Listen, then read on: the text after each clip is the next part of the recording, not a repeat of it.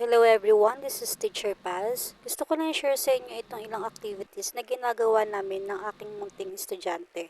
Meron kaming color the smallest and biggest objects in the group. At syempre, hindi nawawala ang tracing lines or writing activities. Dahil dito nade-develop ang kanilang fine motor skills, eye coordination at syempre ang cognitive skills. Kung gusto nga pala ng bata na i-post ang kanilang activities, gawin din natin.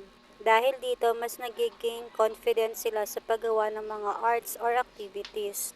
Maganda rin iparamdam na na-appreciate natin ang kanilang mga gawa. Makikita rin natin ang kanilang improvements, katulad ng sa pagkukulay or pagsusulat. Mga mommies and daddies, pwede nyo rin itong gawin sa inyong mga little kids.